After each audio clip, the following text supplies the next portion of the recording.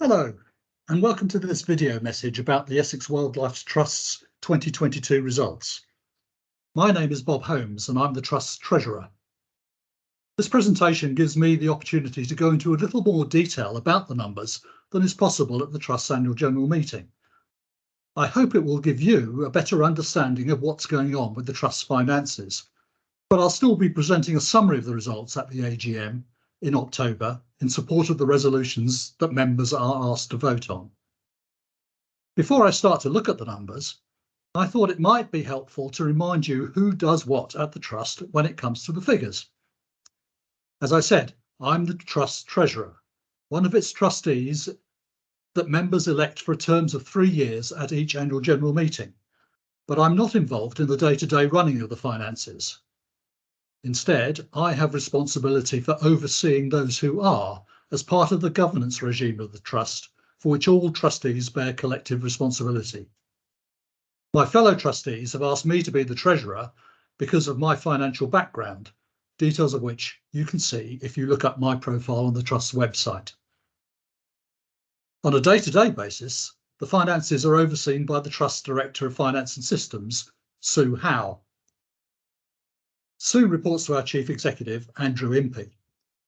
She joined the Trust at the start of 2022, and since then has made a number of changes to both the structure of the finance team, the people in that team, and with effect from the start of 2023, the finance system that the Trust uses, all of which are designed to improve the support that finance provides to the Trust as a whole. The 2020 figures were audited by Moore Kingston Smith, whose appointment was confirmed at the 2022 annual general meeting. And I'm pleased to report that once again, we received a clean audit opinion, and the trustees' 2022 report and accounts were approved by the board on the 10th of August. A summary of the figures was also included in the 2022 impact report that was posted to every member at the start of September.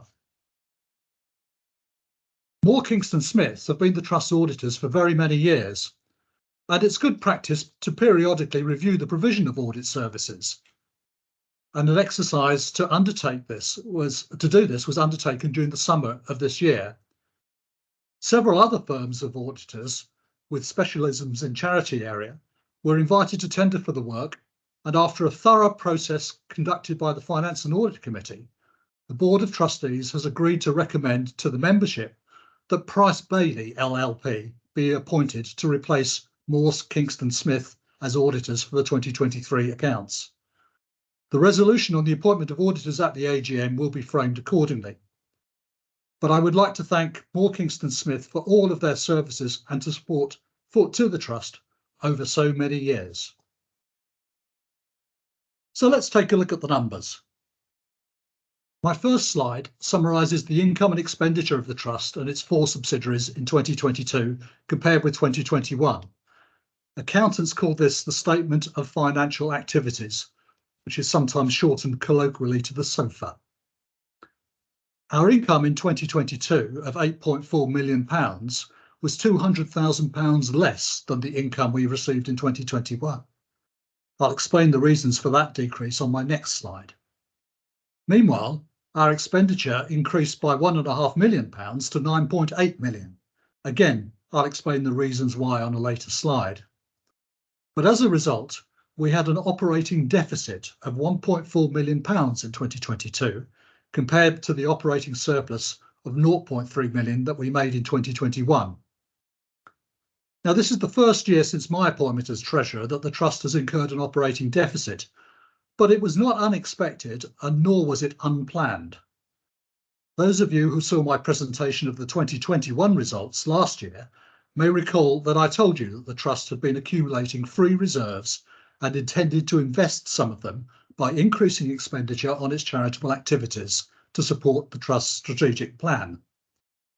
2022 was the first year of this policy, which is likely to continue for the next 2 or 3 years while the Trust grows its sources of income to bring the results back into balance. This slide also shows changes in the value of the Trust's long-term investments and pension liabilities.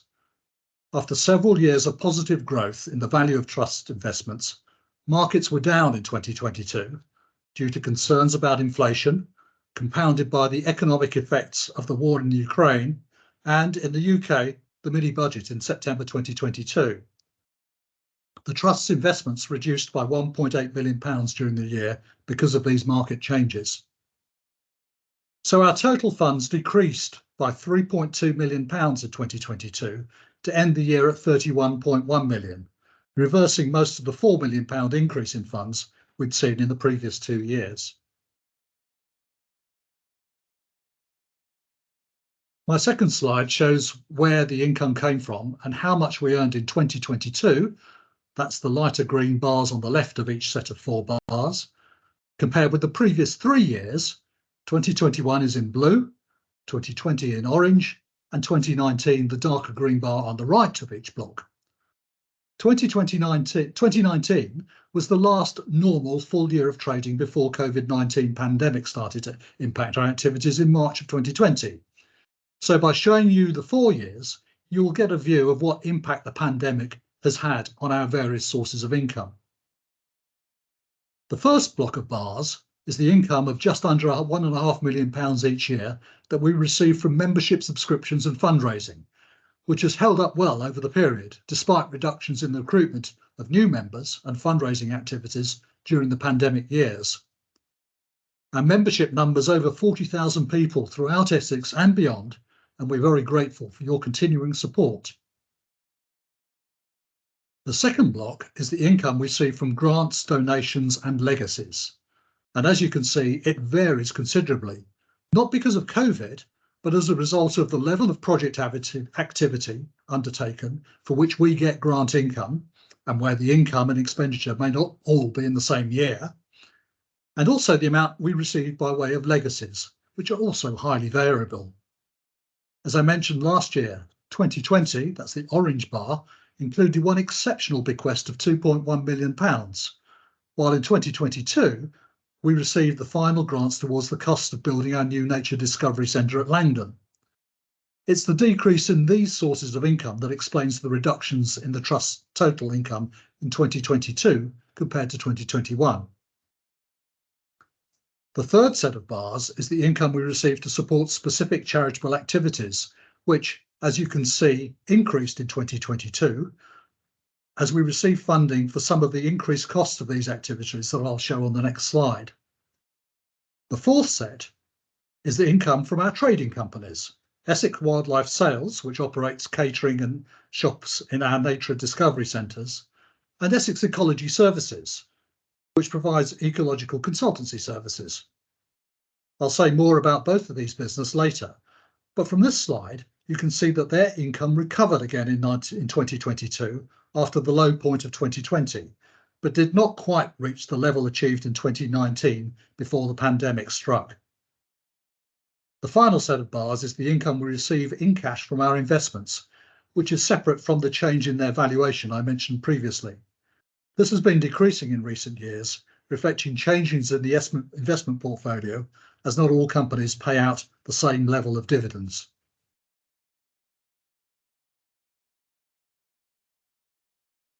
My next slide shows a bit more detail behind the total expenditure of the Trust after support costs have been allocated to the various activities.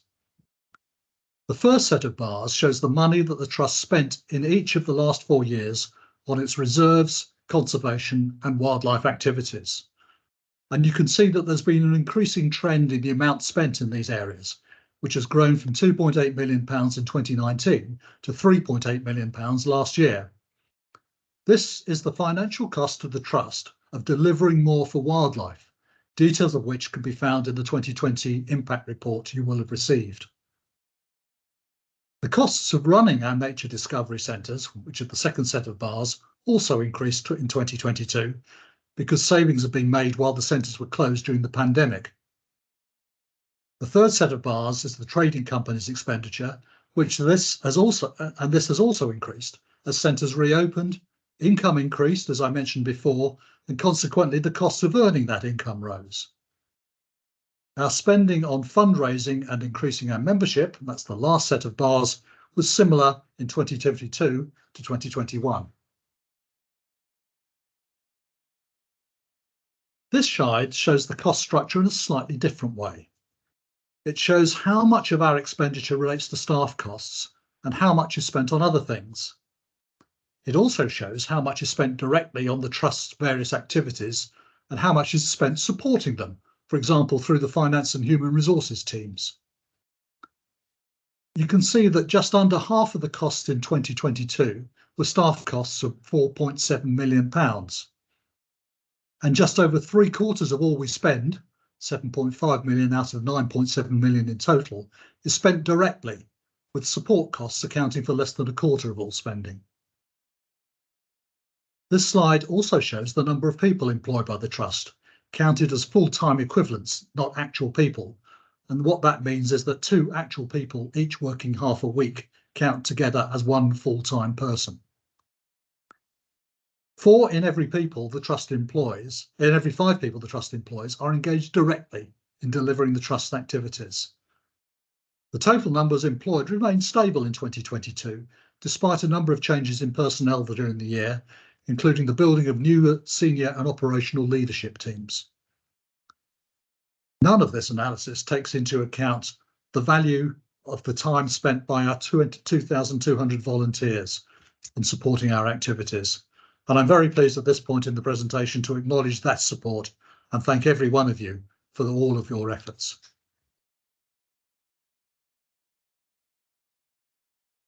On this side, I've shown the contribution to the Trust's group results from its 2 trading activities, Essex Wildlife Sales at the top and Essex Ecology Services underneath it. The sales company, as I mentioned previously, earns its income from the catering and sales activities in the Trust's 11 nature discovery centres and incurs costs in buying in the items it sells and employing staff working on these activities. ECOS is a consultancy business that provides ecological surveys which help to protect wildlife. Its customers include organisations such as utility companies and property developers, while its main cost is that of the team which provides those services. Until 2020, the activities of the farm at Abbots Hall, which was stopped trading at the end of 2019, were reported as part of ECOS's results. These 2 subsidiaries complement the main activities of the Trust, but are run as separate commercial businesses with the objective of earning profits that could be passed on to the Trust to help fund its charitable activities. The figures show that after 2 years when EWS did not make a profit because its business had reduced dramatically when centres closed, the reopening of the centres during 2022 meant it made a surplus last year, although not quite as much as was made in 2019, the last normal year. It took several months during the first part of 2022 before all NDCs were fully reopened, and we hope for a bigger result in 2023. The inclusion of the figures for the farm in 2019 and 2020 distort comparison of the most recent results for ECOS with those of the previous years. The farm accounted for about half of the company's turnover in 2020. However, the consultancy business has remained profitable throughout this period, and its income grew a little in 2020. Its contribution of £10,000 is not large in the context of the Trust's results, but the company plays an important role in supporting the Trust's aims to protect wildlife in the county. As I mentioned earlier, the Trust's assets decreased to £31.1 million by the end of 2022. This slide shows what those assets are made up of. Pie chart on the left-hand side, and how the figures have changed since the end of 2020, and that's the bar charts on the right. You can see from the pie chart that the largest category of assets is the fixed assets of £15.3 million. That's the green segment. 14 million of which is the value attributed to land and buildings which the Trust owns or leases throughout Essex. The figures for fixed assets shown in the bar charts on the right have remained broadly constant over the last 3 years, as the amount the Trust spent on buying new assets has matched the amount it's written off assets bought in previous years in accordance with the Trust's depreciation policy. This policy was reviewed in 2022 and amended to make sure that it was both appropriate and applied consistently throughout all companies in the group, and there have been some minor restatements of figures reported in previous years as a result. The amount held as long-term investments reduced from £14.6 million at the end of 2021 to £12.1 million by the end of 2022. And as well as the change in the market value of these investments that I mentioned before, the Trust also withdrew funds that were being held as cash in these accounts to help fund the operating losses it incurred last year. These investments were managed for us by our investment manager, Saracen, through our investment in their Climate Active Fund, in line with an investment policy that is set by the trustees and reviewed annually. In 2023, the trustees have considered whether a different investment manager should look after the investments instead, and have decided to appoint Rathbone Greenbank in place of Saracen as the manager. And this is because Rathbones can offer a bespoke portfolio of investments rather than an investment in a pooled fund solution that takes full account of all of the ethical restrictions in our investment policy. This slide also shows in the bar chart, the end bar charts, that the Trust's short-term investments and cash decreased again last year by a further £500,000 to £2.4 million at the end of the year. And I'll explain this decrease on my next slide. It might seem somewhat odd that although the Trust have a deficit of £3.2 million in 2022, as shown by the SOFA, the statement of financial activities on my first slide, its cash balance is only decreased by £500,000. This slide explains why that's the case. First of all, certain items that are reflected in the figures in the SOFA are not cash items. You can see the main ones on my slide. The depreciation charge, which writes off amounts spent on fixed assets, mainly in previous years, is one, as is the unrealised loss that is recorded when the value of our long-term investments decreases. But there are also some items that go through our bank accounts that are not in the SOFA. These include amounts spent on buying new fixed assets during the year and the amounts withdrawn from long-term investments to top up our cash balances. So the net impact of these items in 2022 was to return a reported deficit of £3.2 million into a cash outflow of £500,000. Having said that, the total cash balances that the Trust had at the end of 2022, £2.4 million, was still a substantial figure. And in setting its reserve policy, the Trust has decided that it will not let the amount of cash it holds drop below £1.5 million.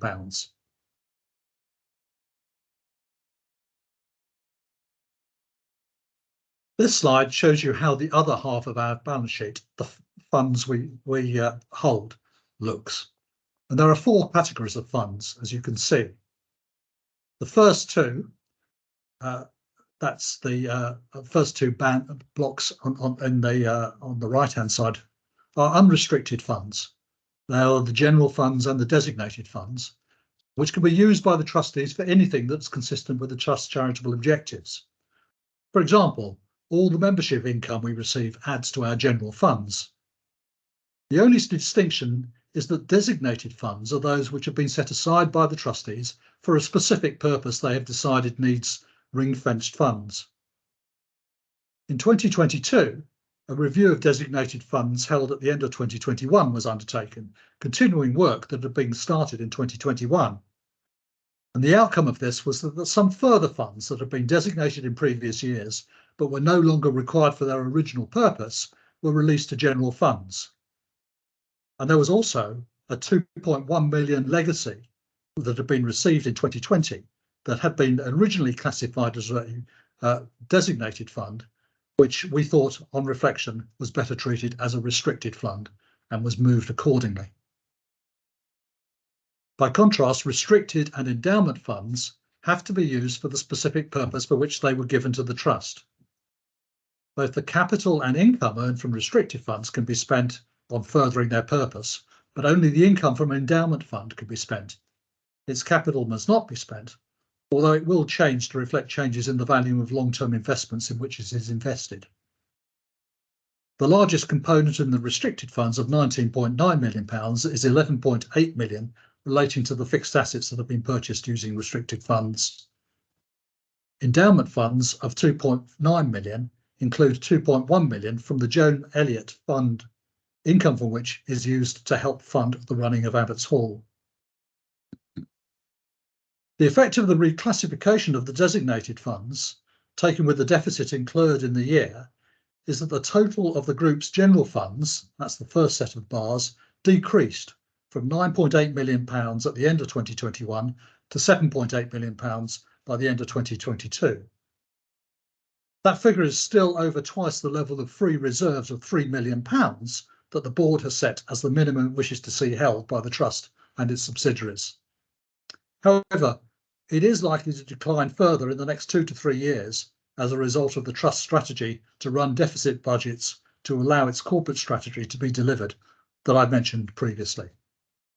In conclusion, I'd like to conclude the presentation of the results for 2022 by reconfirming that despite the disappointing results of 2022, they were not unexpected given the trust's financial strategy and investment market conditions last year. In 2023, it's likely there will be another operating deficit, although to date, investment markets have recovered some of the losses seen in 2022 as economies start to bring inflation under control. But overall, the trust's finances remain in good shape and are well able to support its ongoing commitments to investing in the future of wildlife in Essex. Thank you very much for your attention, and I hope you found this presentation both informative and understandable. And I also hope that you'll be able to join us online at our AGM on October the 7th. Thank you and goodbye.